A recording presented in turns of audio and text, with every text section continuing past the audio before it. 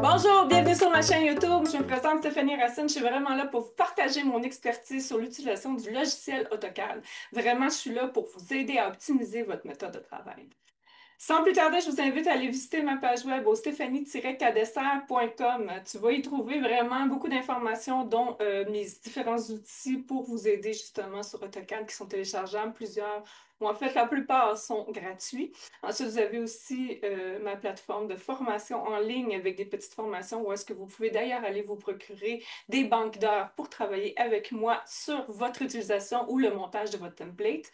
Et aussi, vous avez vraiment mon volet plus service de production de plans qui peut aider les clients qui souhaitent bâtir, agrandir une maison résidentielle, peu importe. On est vraiment très large. Donc, allez visiter mon site web puis vous allez voir, il y a beaucoup d'informations. Si on rentre dans le vif du sujet aujourd'hui, je vais vous parler vraiment de deux, trois petites choses, dont une chose que je reviens en arrière parce que j'ai déjà fait une capsule en 2018 en ce sens. En fait, je veux parler de l'ère de la mesure rapide et de l'insert field. C'est tous des outils qui nous aident justement à aller chercher l'aire des pièces ou à aller chercher les dimensions rapides de façon rapide et aussi également de se donner une idée en passant par la dimension rapide euh, d'aller chercher peut-être un peu plus d'informations sur l'air, justement. Il y a des petites bémols, il y a des petites anicroches, mais bref, je vous présente tout ça dans un partage d'écran. Alors, nous voilà en partage d'écran. Ici, nous avons deux pièces, pièce 1, pièce 2. J'ai déjà programmé les insert fields avec un calque superficie qui ne s'imprime pas. Donc, moi, je travaille de cette méthode-là pour aller chercher mes airs. Il y a plusieurs façons d'aller chercher l'air. Vous avez qu'à sélectionner un rectangle et vous voyez ici dans la barre des propriétés que l'air y est inscrite 138,28 qui est l'arrondissement de 138,3. Comme vous pouvez voir, il ferme lui-même automatiquement, pardon, les points de la coupure du rectangle. Donc, c'est quand même assez juste comme résultat. Il y a aussi, moi je vais vous faire passer, sinon vous pouvez écrire Area au clavier. Enter. Et là, vous pouvez faire les pièces de cette façon-là en sélectionnant ici les rectangles. Puis, quand que je fais Enter, vous allez voir dans la barre des tâches que vous allez avoir la dimension des pieds carrés 190,6 comme il est inscrit ici.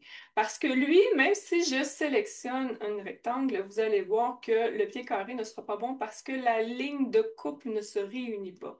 Même si j'en sélectionne deux, il ne fera pas plus le lien. Donc, quand il y a plusieurs coupures, il ne donnera pas une mesure, un air adéquat. Donc, vous trouvez aussi la commande Air dans Home, juste ici les utilités et ici Area, c'est la même commande comme vous pouvez voir là. Ici, on peut y aller par objet, par soustraction. Moi, j'y vais vraiment par pick point pour justifier, pour aller chercher mon air. Oups, il n'a pas pris le dernier.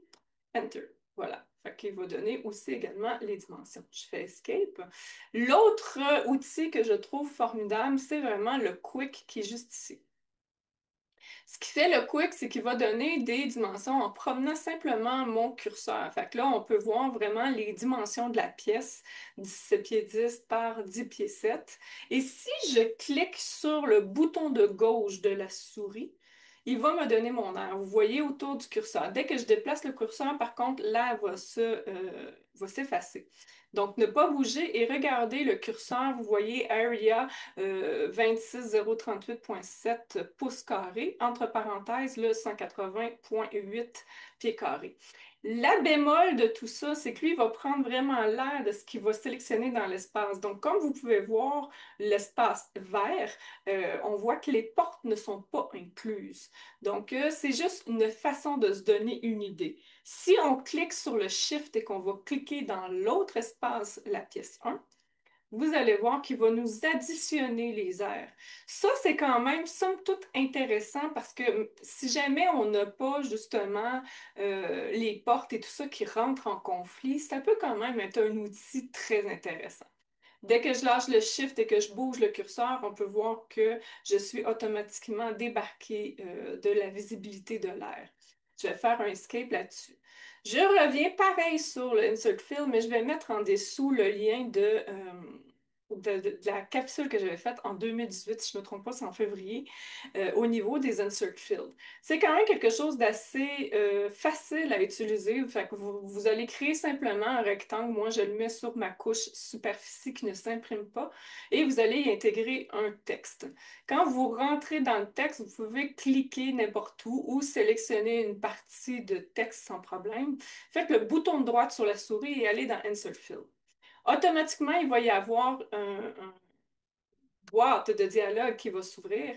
Et ici, vous allez devoir sélectionner, parce que parfois il est sur le All, vous allez devoir sélectionner Object ici, puis faire un clic droit sur, pas les lignes, là, je vais reprendre elle, là, mais vous allez voir qu'il va s'en distribuer un deuxième champ. Vous allez sélectionner le architectural. Vous pouvez aller sélectionner la précision parce que souvent, il va être marqué sur la précision courant. Donc, si vous êtes à 1,64, il va donner comme 4 chiffres après le point. Moi, je le mets souvent à 0 parce que les décimales ne m'importent peu. Et si vous ne voulez pas, vous voyez ici le preview de ce qu'il va indiquer. Si vous ne voulez pas que ça soit marqué sq.ft. Vous allez dans le additionnel format et vous changez ça pour pied carré. Pour faire le petit carré, c'est Alt 8. Vous faites un OK là-dessus, un OK ici, et voilà. Il vient d'insérer un deuxième champ dans ma pièce. Évidemment, moi, habituellement, c'est directement dans les pièces que je mets ce fameux rectangle-là et je le déplace en mode sous les éléments. Donc, c'est Alors voilà, c'est ce qui fait le tour de cette courte capsule. Je pense que c'est quand même des outils qui peuvent faciliter la tâche, surtout quand on est en pleine présentation auprès d'un client. On a juste à faire un petit quick au clavier, puis ting, on peut voir les dimensions, les différentes dimensions des pièces sur lesquelles on discute. Donc, n'hésitez pas, si vous avez des commentaires, des questions ou autres, écrivez-les juste en dessous de cette vidéo-là.